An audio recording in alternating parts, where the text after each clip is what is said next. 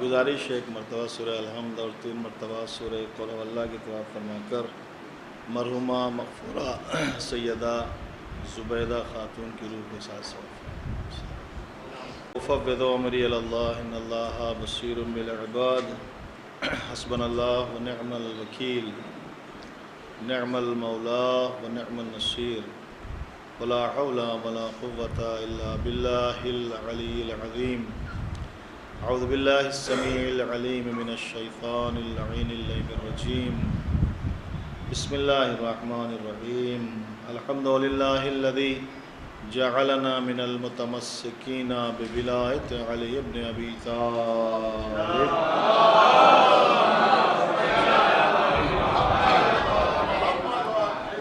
امیر المومنین و اولادہ المعصومین الذی من تکلم سمع کلامہ ومن سکت علم ما فی نفسه ومن عاش فعلیہ رزقہ ومن مات فإلیہ معاده والصلاة والسلام علی نبی الامی القرشی الہاشمی سیدنا و نبینا مولانا ابی القاسم محمد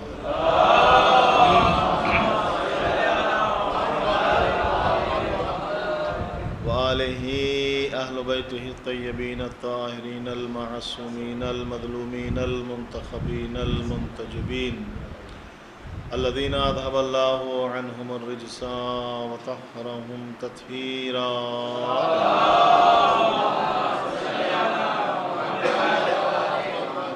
ولعنۃ الدائمۃ الباقیۃ المستمرۃ علی اعدائہم اجمعین وغاصبی حقوقهم من الآن إلى قیام یوم الدین اما بعد فقد قال اللہ سبحانہ تبارک وتعالی وقولہ الحق فی کتابہ المبین بسم اللہ الرحمن الرحیم افلا یتدبرون القرآن ولو کان من عند غیر اللہ لوجدوا فیہ اختلافا کثیرا ایک صلوات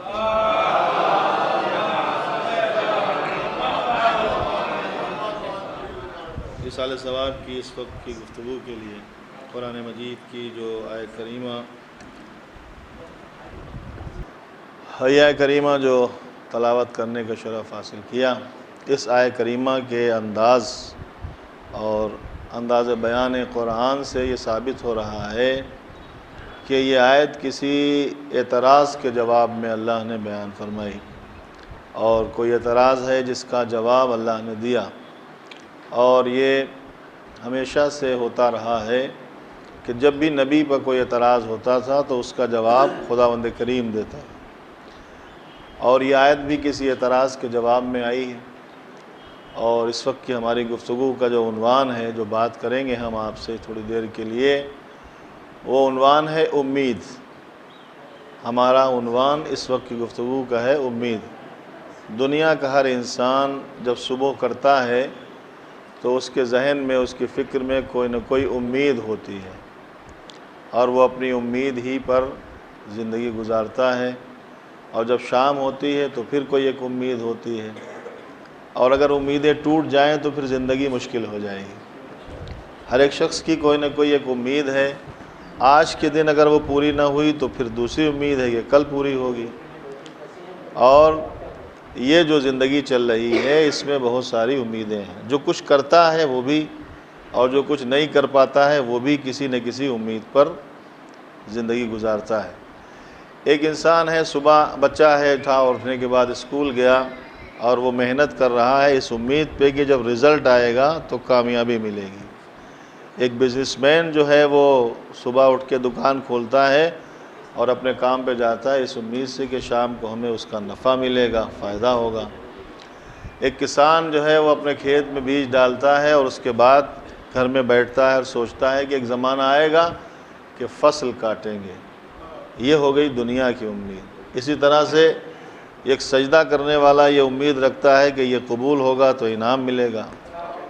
نمازیں پڑھنے والا یہ امید رکھتا ہے کہ یہ قبول ہوں گی تو ہمیں جنت حاصل ہوگی۔ نمازیں جنت کی امید پر پڑھی جاتی ہیں۔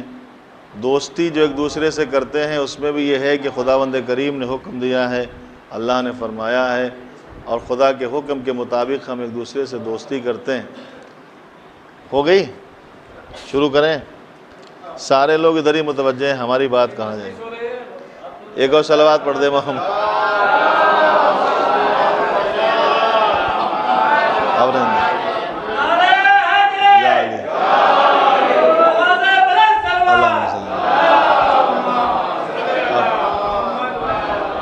ہماری آواز آپ تک پہنچ رہی ہے نا؟ پہنچ رہی مثلا؟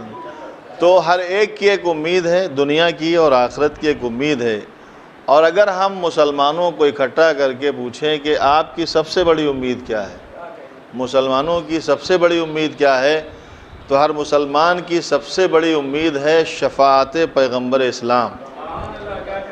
ہر ایک کی یہ بڑی امید ہے کہ ایک دن آئے گا کہ جس دن جب ہم پھنسے ہوئے ہوں گے، جب ہم پریشان ہوں گے، تو وہ روز محشر ہمیں نبی کی شفاعت نصیب ہوگی۔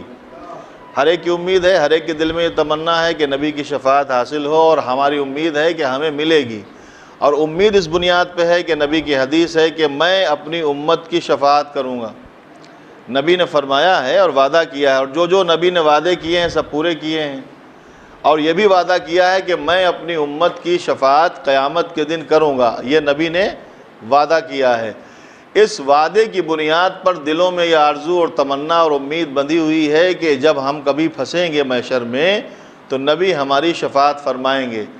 لیکن بات یہ ہے کہ نبی نے جو لفظ استعمال کی ہے وہ یہ فرمایا کہ میں اپنی امت کی شفاعت کروں گا۔ نبی نے فرمایا میں اپنی امت کی شفاعت کروں گا۔ آپ بے شک امید باندھے رہیں، مگر پہلے اپنے کو امت محمد میں شامل کریں، پہلے آپ امت محمدی کی لسٹ میں آ جائیں۔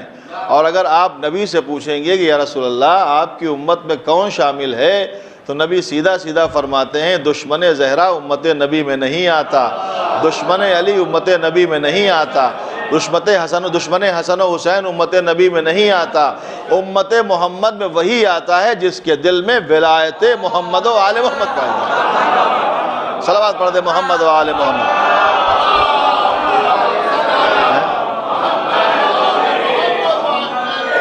امت کی شفاعت ہوگی، مگر امت میں وہ آتا ہے، امت کی لسٹ میں وہ آتا ہے کہ جس کے دل میں ولایت اہل بیت پائی جاتی ہے۔ اہل بیت کا دشمن ہے، وہ کیسے امت محمدی میں آئے گا؟ پیغمبر اسلام نے بڑی تعارف کرایا، سب کے بتایا، ان کو سمجھایا، پہچنوایا۔ سب سے زیادہ کس کو پہچنوایا؟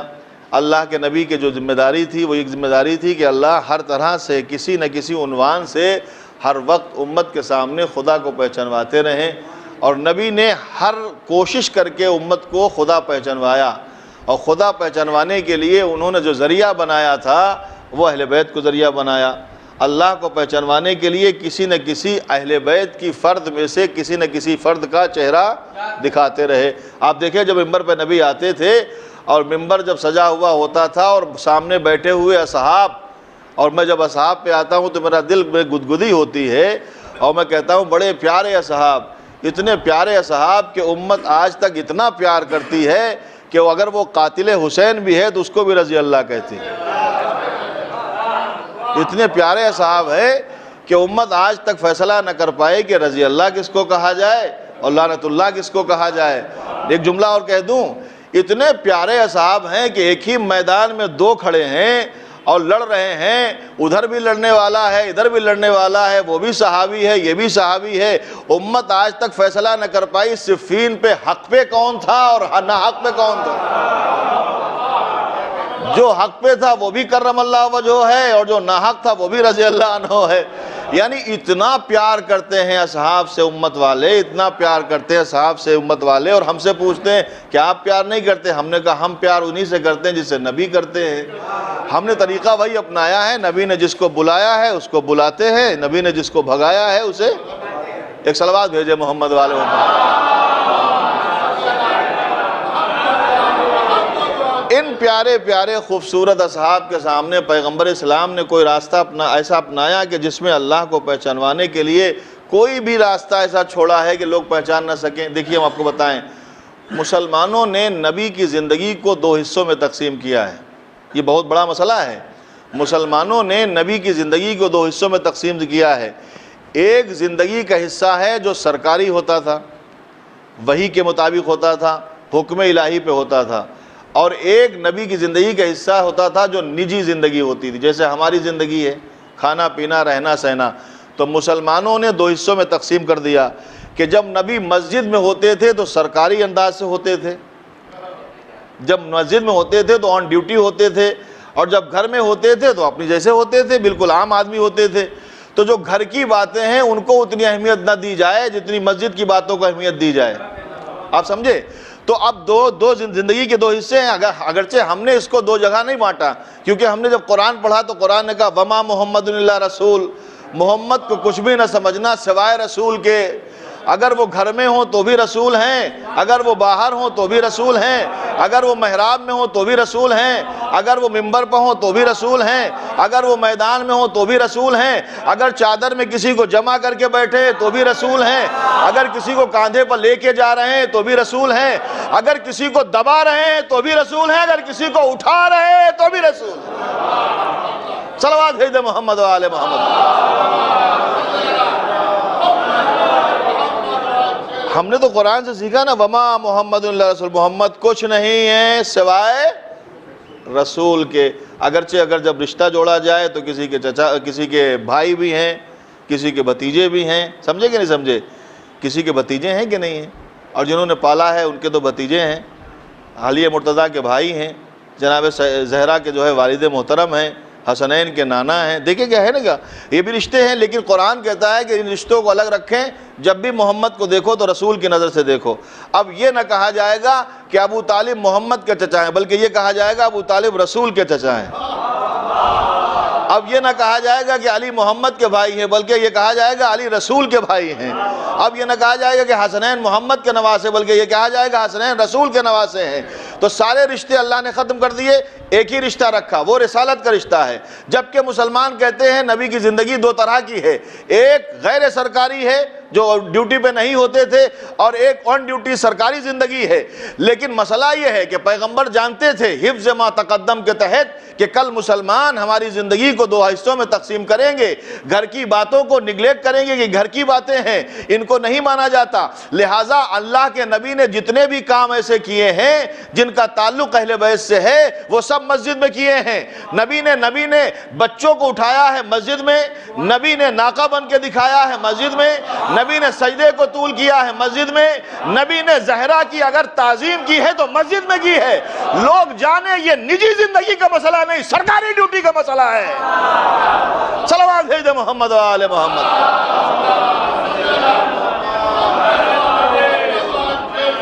پیغمبر اسلام نے جتنے بھی کام کیے ہیں آل محمد کے تعارف کے، پہچانوانے کیے، زہرا آئی ہیں مسجد میں آئی ہیں نا، نبی مسجد میں کھڑے ہوئے۔ اب بتاؤ مسلمانوں یہ نجی زندگی ہے، یہ آن ڈیوٹی پیغمبر اسلام ہے، آن ڈیوٹی نبی، آن ڈیوٹی رسول اپنی بیٹی کا استقبال کر کے بتا رہا ہے کہ یہ باپ بیٹی کے لیے نہیں اٹھ رہا ہے، رسالت عفت کے استقبال کو اٹھ رہی۔ جب حسنین نے جو ہے کہا کہ ہمیں ناقہ چاہیے تو ناقہ مسجد میں بنے تھے کہ نہیں، اب یہ ناقہ نانا نواسوں کے لیے نہیں بن رہا ہے، رسالت امامت کی جو ہے دل جوئی کر رہی ہے۔ اب جو سجدے کو طول دیا جا رہا ہے، اب یہ نہ کہنا کہ نواسہ پشپ پہ آ گیا تھا، نانا نے سجدے کو طول دے دیا، نہیں، الہی حکم یہ ہوا کہ امامت پشپ ہے، رسالت کی ذمہ داری ہے سجدے کو طول دے، اس وقت تک نہ اٹھے جب تک کہ وہ خود اپنی مرضی سے نہ اتر جائیں۔ نہیں سمجھے؟ جب تک وہ خود اپنی مرضی سے نہ اتر جائے، کہیں اور ایسا انداز نہیں ملتا، کہیں اور ایسا انداز نہیں ملتا۔ ہر جگہ سب سے آگے نبی کی مرضی ہے، سب سے اول نبی کی مرضی ہے، نبی پہلے ہیں، بعد میں کسی کی مرضی ہے۔ لیکن سجدے کو طول ہو رہا ہے، حکم یہ ہو رہا ہے کہ اس وقت نہ اٹھنا جب تک کہ حسین اپنی مرضی سے نہ اتر جائیں۔ میرے مالک یہ حسین کی مرضی کا اتنا خیال کیوں رکھ رہا ہے کہ ہم بتانا چاہتے ہیں کہ جب وہ سجدے میں ہوگا تو ہم خود کہیں گے اے میرے اے نفس مطمئن، پلٹ اپنے رب کی طرف، تیرا رب تجھ سے راضی ہو گیا ہے، اب تو بھی اپنے رب سے راضی ہو جا۔ جب میں حسین کی مرضی کا خیال رکھتا ہوں تو رسول کو بھی حسین کی مرضی کا خیال رکھنا۔ یا ایتھا النفس المطمئنہ، توجہ چاہتا ہوں، یا ایتھا، ابھی میری بات مکمل نہیں ہوئی، یا ایتھا النفس المطمئنہ ارجعی الی ربک راضیۃ مرضیہ، سنیے گا، اے نفس مطمئن پلٹ اپنے رب کی طرف، تیرا رب تجھ سے راضی ہو گیا، تیرا رب تجھ سے راضی ہو گیا، اب تو بھی اپنے رب سے راضی ہو جا۔ جب یہ آیت نازل ہوئی اور پتہ چلا کہ اس کا مصداق حسین ہے، جس میں خدا کہہ رہا ہے کہ حسین تیرا رب تجھ سے راضی ہو چکا، ہو گیا، تب ہم نے کہا حسین علیہ السلام ہے۔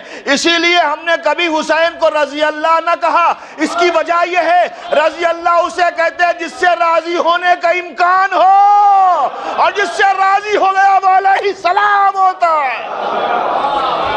صلوات پڑھ دے محمد و آل محمد۔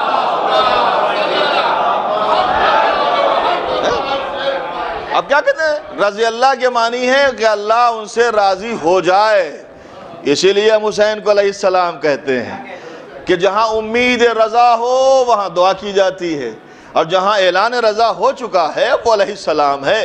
خدا کہتے جب تک یہ نہ اتر جائے، اپنی مرضی سے خود نہ اتر جائے، اٹھنا نہیں۔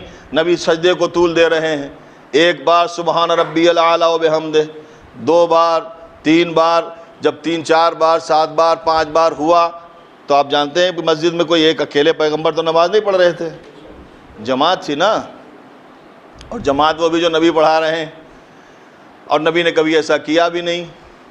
کچھ چیزیں نبی نے ایک بار کی ہیں، پہلی بار کی تو لوگوں کو اعتراض ہوا، لوگوں نے پوچھا تو نبی نے بتا بھی دیا کہ یا رسول اللہ یہ نماز ایک ساتھ کیوں پڑھی؟ یہ جو مدینے میں آپ نماز پڑھ رہے ہیں، آپ ظہر اثر ملا کے کیوں پڑھ رہے ہیں، مغرب عشاء ملا کے کیوں پڑھ رہے ہیں؟ تو نبی نے کہا تاکہ میری امت مشقت میں نہ پڑ جائے، سمجھے؟ اور اس کو زیادہ زور بھی نہیں دیا گیا۔ اس کے بعد پیغمبر اسلام نے ایک موقع ایسا آیا کہ جہاں 3 دن تک مسلسل پڑھی، 3 دن تک ظہر اثر مغرب عشاء بہت کم فاصلے کے ساتھ پڑھی، مغرب پڑھی فوراً عشاء پڑھی، ظہر پڑھی فوراً عصر پڑھی، ہے کہ نہیں؟ کبھی کبھی اعتراض ہوتا نا۔ تو وہ 3 دن کون سے تھے؟ جس دن پیغمبر نے 3 دن مسلسل پڑھی، مدینے میں تو ایک آدھ بار پڑھی، لیکن 3 دن مسلسل کہاں پڑھی؟ غدیر کے میدان میں، نہیں سمجھے آپ؟ غدیر کے میدان میں نبی نے مسلسل 3 دن تک نماز ملا کر پڑھی۔ وجہ کیا بتائی؟ وجہ یہ بتائی تاکہ لوگوں کو زیادہ موقع ملے علی کی بیعت کرنے کا، سمجھے؟ سبب کیا بنا؟ ملا کر پڑھنے کا سبب کیا بنا؟ سبب بنا ولایت علی مرتضیٰ، بنا کہ نہیں بنا؟ علی مرتضیٰ کی ولایت سبب بنی کہ نبی نے 3 دن تک غدیر میں ملا کر نماز پڑھی۔ بھئی یہیں سے فیصلہ ہو گیا۔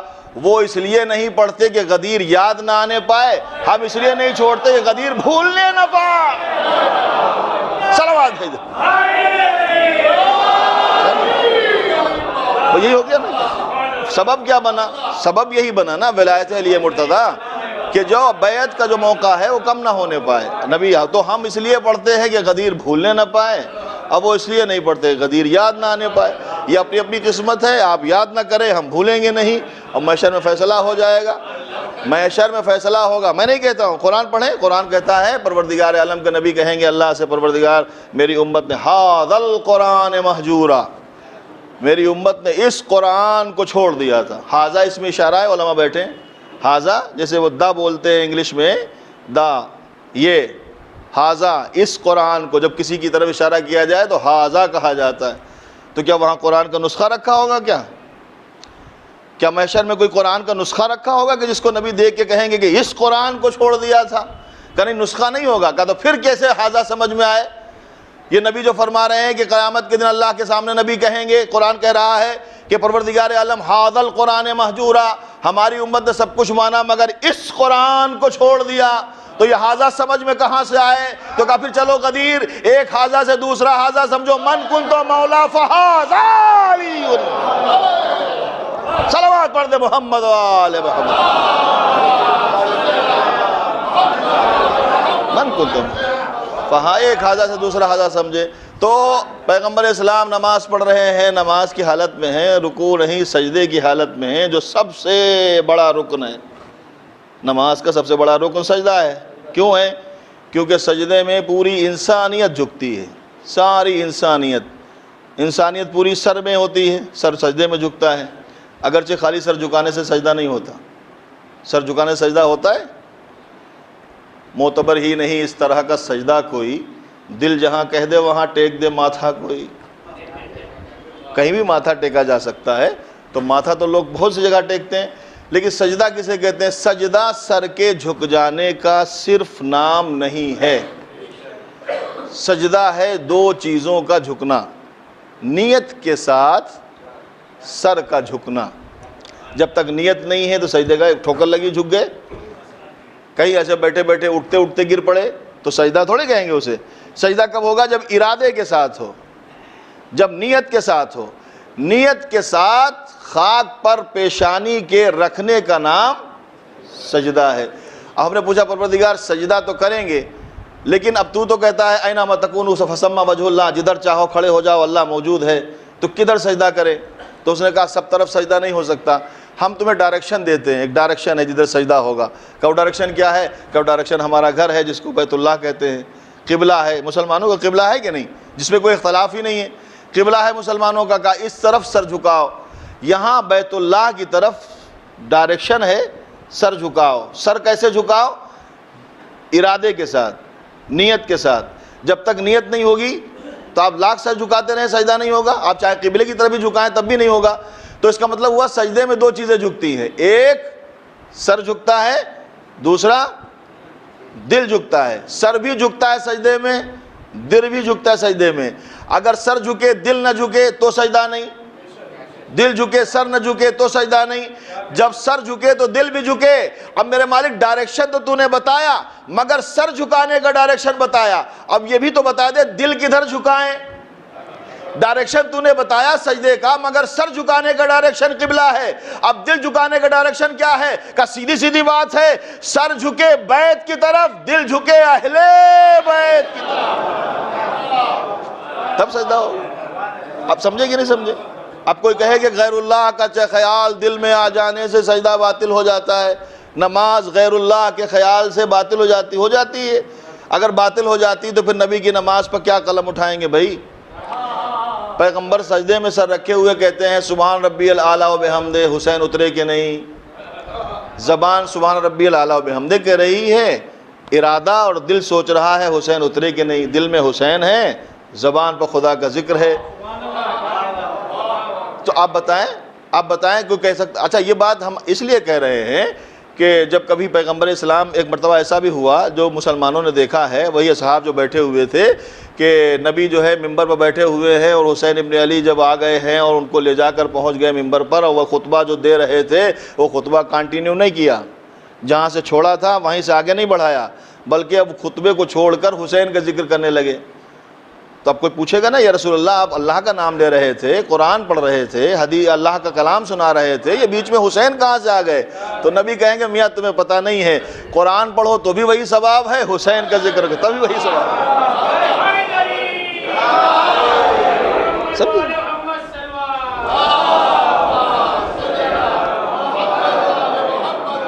قرآن کو پڑھو گے تو بھی وہی ثواب ہے۔ اور قرآن کو سمجھے کیسے؟ قرآن آپ نے لیا، بہت پڑھے لکھے ہیں آپ، اور آپ نے قرآن سمجھنے کی کوشش کی ہے، قرآن اٹھایا، اس میں اعراب لگے ہوئے ہیں، یہ تو مولا کا کرم ہے کہ انہوں نے لگوا دیے تھے، ورنہ قرآن کی تو بڑی بری حالت کی تھی مسلمانوں نے، کی تھی کہ نہیں کی تھی؟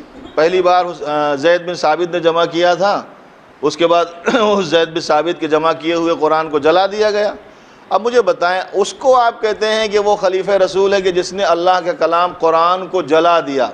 مجھے نہیں پتا کیوں جلایا، وہ تو آپ جانیں، لیکن جلایا تھا کہ نہیں جلایا تھا؟ قرآن کو جلایا، اور جلانے کے بعد پھر جو اپنے آپ قرآن جمع کروایا، اور وہ عبداللہ ابن مسعود کے پاس سے قرآن لینے کے لیے جب انہوں نے نہیں دیا تو ان کو مارا پیٹا گیا اور وہ نسخہ چھیننے کی کوشش کی گئی اور ان کو گرفتار کر کے لایا گیا۔ کیوں؟ اس قرآن میں کیا کمی تھی جو آپ دوسرا قرآن شروع لے کے جو ہے بنا رہے ہیں؟ کا پتہ نہیں کیا رہا ہوگا، جو بھی رہا ہو مجھے نہیں پتا، لیکن تاریخ قرآن یہ ہے کہ اللہ کے نبی کے بعد قرآن کو لوگوں نے جلایا، اور جلانے کے بعد اس کو مٹایا، مٹانے کے بعد پھر اس کو جو قرآن دیا تھا لوگوں کے سامنے، تو جو قرآن آیا تھا اس قرآن میں اعراب نہیں تھے، اعراب جو زبر زیر پیش ہے نا لگے ہوئے تھے۔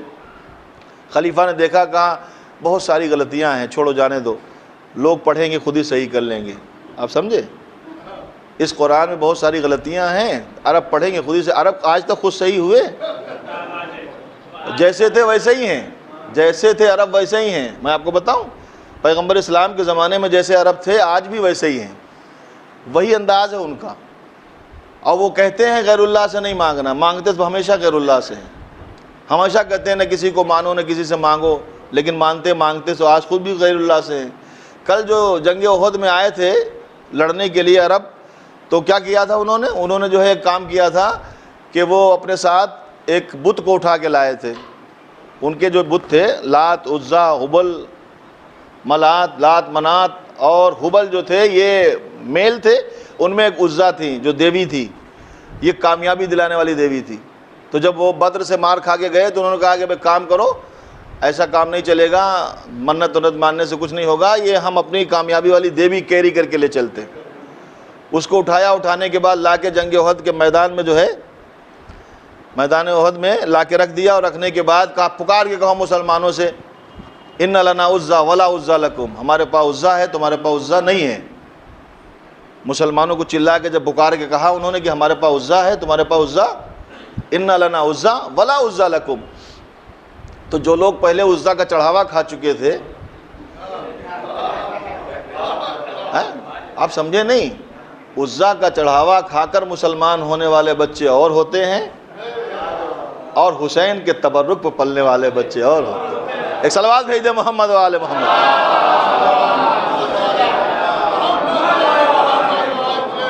وہ مسلمان ہوئے، انہوں نے جب کہا عزا اٹھا لائے، ان کو پتہ کہ دیوی ہے، اب وہ دوڑتے ہوئے چلاتے ہوئے پیغمبر کے پاس یا رسول اللہ وہ تو عزا ہی لے آئے، اب تو ہار پکی، اب تو جیت ہوگی نہیں احد میں۔ تو نبی نے کہا کیا ہوا؟ کہا وہ عزا لائے، چلا رہے ہیں ان لنا عزا ولا عزا لکم، ہمارے پاس عزا ہے تمہارے پاس عزا نہیں ہے۔ تو کہا علی کو بلا، علی آئے، کہا یا رسول اللہ حکم فرمائے، کہا جاؤ ان کا جواب دو، یہ کہا جواب دو، مگر یہ نہیں کہا کہ کیا کہنا ہے، چونکہ وہ اپنا خدا پہچنوا رہے تھے نا، وہ سامنے والے اپنا خدا پہچنوا رہے تھے کہ یہ دیکھو میرا خدا میرے ساتھ ہے، تو اب علی کو بھی انہی کے لفظوں میں جواب دینا ہے، اپنے خدا کو پہچنوانا ہے۔ سمجھے کہ نہیں سمجھے؟ وہ تعارف کرا رہے تھے ان لنا عزا ولا عزا لکم۔ مولا متقیان کھڑے ہوئے، کہا اللہ مولانا ولا مولا لکم، اللہ ہمارا مولا ہے تمہارے پاس کوئی مولا نہیں ہے۔ تب سے لے کر آج تک ان کے پاس کوئی مولا ہے نہیں ہے۔ علی نے کیا کہا؟ اللہ مولانا ولا مولا لکم، اللہ ہمارا مولا ہے تمہارے پاس کوئی مولا۔ کس کا تعارف کرایا؟ اللہ کا تعارف کرایا، لفظ کا استعمال کی، علی نے لفظ استعمال کی مولا، انہوں نے کہا ہمارے پاس عزا ہے، علی نے کہا ہمارے پاس مولا ہے۔ اللہ مولانا ولا مولا لکم، خدا کو یہ ادا اتنی پسند آئی کہ نبی سے کہا امامت کا سلسلہ بتانا ہے، مگر یہ نہیں کہنا میرے بعد میں امام بنا کے جا رہا ہوں، بلکہ علی کو ہاتھوں پر اٹھا کے جنہوں نے مجھے مولا کہا تم بھی کہنا من کنتو مولا ہو فہذا علی۔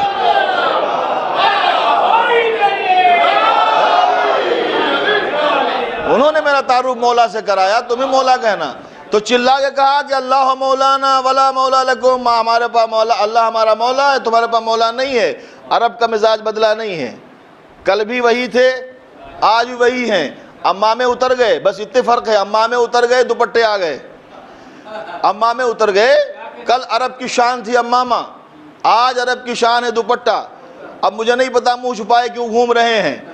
آج کے دور میں اگر ہم سے پوچھیں گے تو جنت البقیع کو گرانے والے منہ نہ چھپائیں گے تو پھر کیا کریں گے؟ یہ سب گھوم رہے ہیں دوپٹے ڈالے ہوئے، کل بھی کہہ رہے تھے ہمارے پاس عزا ہے، آج لفظ بدل دیے، کہتے ہیں ان لنا امریکہ ولا امریکہ لکم، ہمارے پاس امریکہ ہے تمہارے پاس امریکہ نہیں ہے۔ ہم نے کہا کوئی جواب دے یا نہ دے ہم جواب دیں گے، مہدی و مولانا ولا صلوات پڑھ دے محمد و آل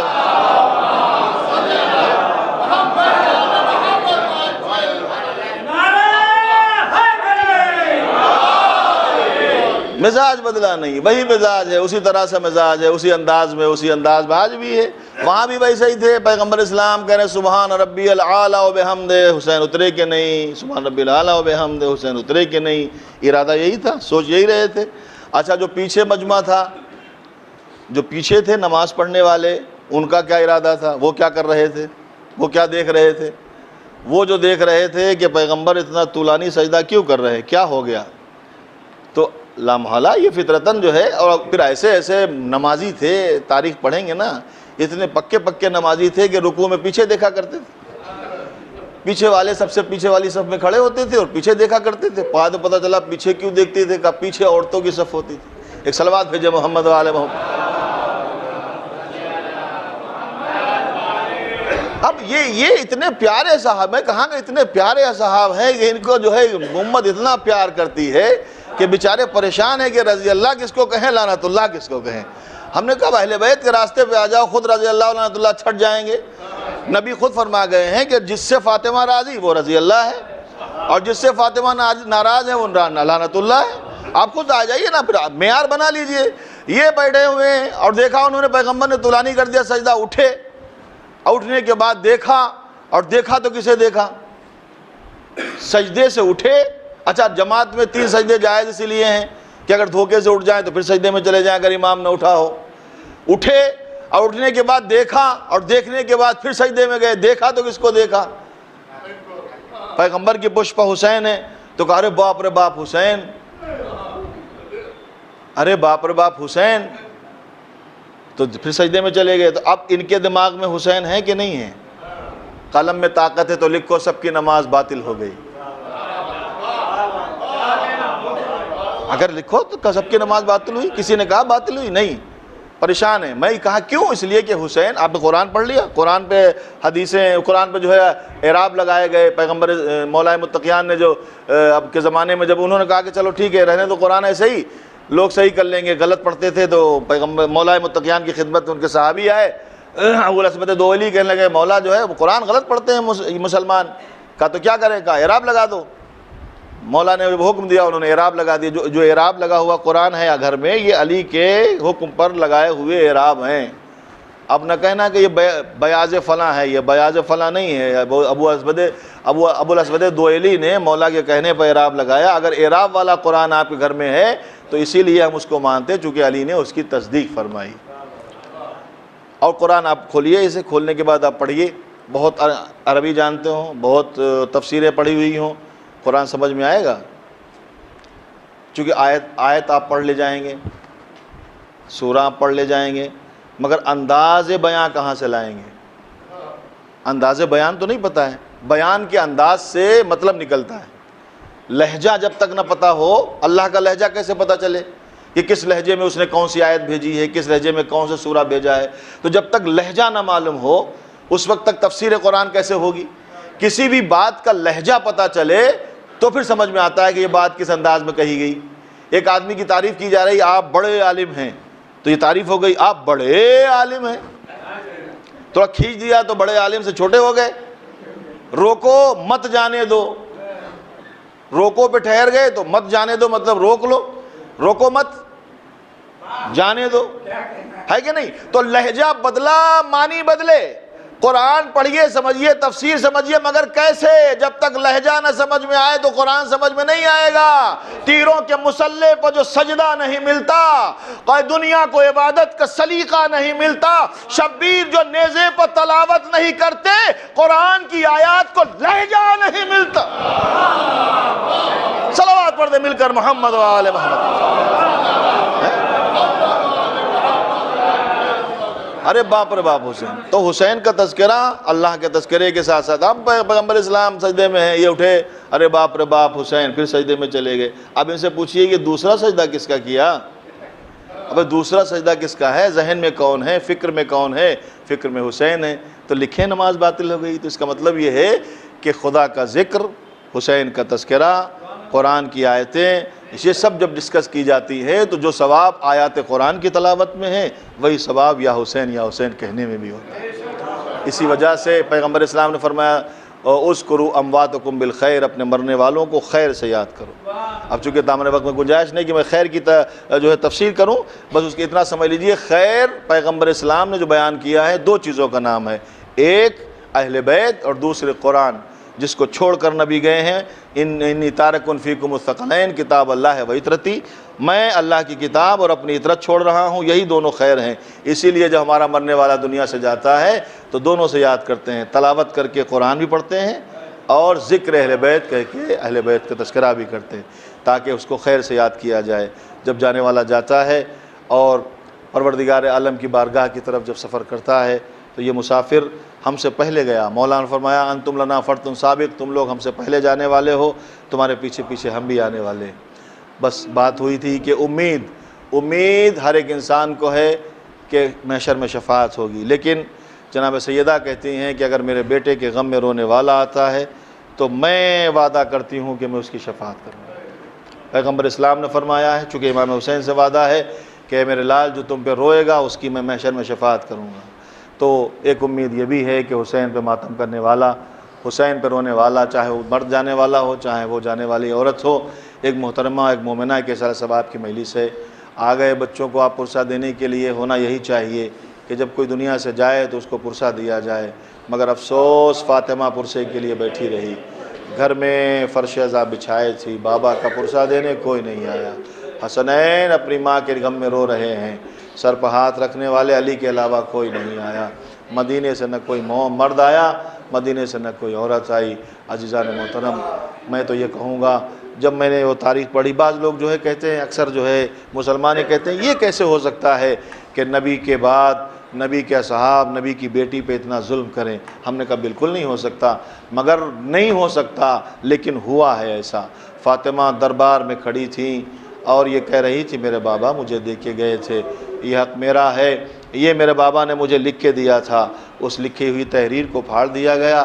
کیا یہ مسلمان بھولیں گے کہ بی بی نوحہ پڑھنے لگی صبت علیہ مصائب لونہا صبت علیہ میں سرن لیالیہ، بابا اتنی مصیبتیں پڑی دنوں پر پڑتی ہیں، اگر تو رات ہو جاتے۔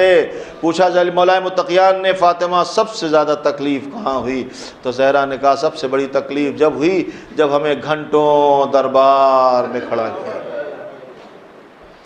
عزیزان محترم، آپ کو معلوم ہے ایک ہم ابھی لندن میں تھے تو ہمارے ایک دوست نے ہمیں ایک واقعہ بتایا کہ ایک جج تھا، جج بیٹھا ہوا تھا، اس کا نام تھا عباس، اس جج کا نام عباس تھا، اور وہ اپنی کرسی پہ تھا اور مقدمے کی کارروائی چالو تھی اور جو ہے سنوائی ہو رہی تھی، ایک کے بعد ایک آ رہا تھا۔ کسی ایک عورت کا مقدمہ آیا تو اس نے جو ہے آواز لگوائی کہ بھائی جس کا اگلا مقدمہ کس کا ہے اس کو بلایا جائے۔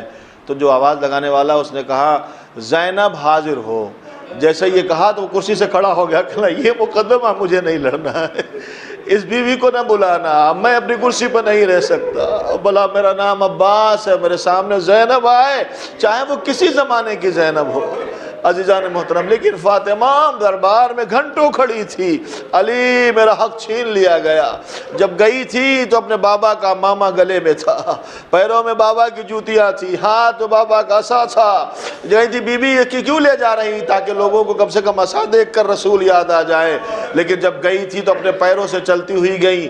جب واپس آئی ہیں تو روایت کہتی ہے فاطمہ چل نہیں پا رہی تھی، کمر جھک گئی تھی، جھریاں پڑ گئی تھی، بال سفید ہو گئے تھے، ایک طرف ام ایمن سنبھالے تھی، ایک طرف جناب فضہ سنبھالے تھی۔ فاطمہ کہتی تھی اے میرے بابا آپ کی امت نے مجھے اچھا سلا دیا ہے، عجب نہیں تعویذ قبر کو دیکھا ہو اور آواز دی ہو بابا آپ چلے گئے، امت نے مجھے بہت ستایا ہے، میرا حق چھین لیا گیا۔ راوی کہتا ہے جیسے گھر میں داخل ہوئی اور دروازے پہ قدم رکھا، دوڑتی ہوئی جناب زینب اندر سے آئی، ماں کا ہاتھ پکڑا، اماں بسم اللہ، اماں نے قدم گھر میں رکھا، دروازے پہ کھڑی ہو گئی، بڑی دیر تک زینب کا چہرہ دیکھ رہی ہے۔ شہزادی نے کہا اماں آپ اتنی حسرت سے مجھے کیوں دیکھ رہی ہے؟ کہا بیٹی جو حال دربار کا دیکھ کے آئی ہوں، خدا تیری چادر کی خیر اجرکم اللہ، خدا کوئی غم نہ دے غم آل محمد کے سوا۔ عزیزان محترم، جناب زینب اولیاء مقام کے لیے جناب سیدہ زہرا کو جو خدشہ تھا وہی ہوا۔ حال جو دربار کا میں نے دیکھا ہے، بیٹی تیری چادر کی خیر ہو۔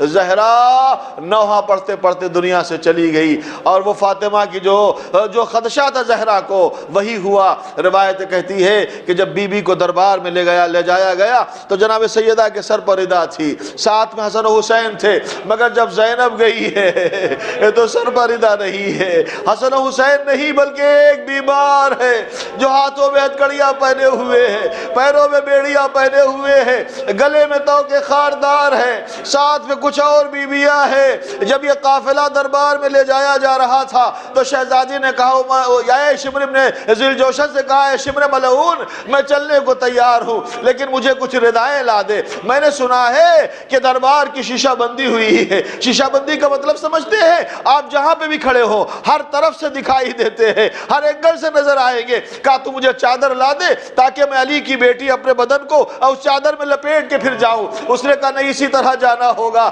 فاطمہ کی بیٹی کو جلال آ گیا، دعا کے لیے ہاتھ اٹھائے تھے کہ حسین نے کہا اے میری بہن زینب، ساری محنتیں ختم ہو جائیں گی، آپ اسی طرح چلی جائیے۔ نہیں معلوم مصلحت کیا تھی، دربار میں آ گئی، ساتھ میں چند بیویاں ہیں۔ عزیزان محترم، یزید ملعون کو اپنے تخت پر بیٹھا ہوا ہے اور سامنے تشت طلع میں حسین کا سر رکھا ہوا ہے، اس پہ چھڑی سے بے ادبی کر رہا ہے۔ اس نے سجاد کو دیکھ کر کہا یہ کون ہے؟ کہا یہ حسین کا بیٹا سید سجاد ہے۔ یہ کیوں بچ گیا؟ کہا بیمار تھا، آیا نہیں تھا اس لیے بچ گیا۔ کہا میرے سامنے قتل کر دیا جائے۔ ایک نہ حکم دیا تھا کہ زینب آگے آ گئی، میرے ہوتے ہوئے سید سجاد کو کون قتل کرے گا؟ جناب زینب کے لیے جب اس نے دیکھا تو حکم دیا کہ کوڑے مار کے اس بی بی کو ہٹایا جائے۔ ظالم کوڑے لے کے بڑھا، دوسری بی بی آ گئی، تمام بیویوں نے حلقے میں لے لیا۔ جب تمام بیویاں حلقے میں آ گئی تو اس نے کہا سب بیویوں کو کوڑے لگائے جائیں۔ سب سے آگے فضا کھڑی ہو گئی، ارے میرے ہوتے ہوئے شہزادیوں پہنچ آئے، یہ ممکن نہیں ہے۔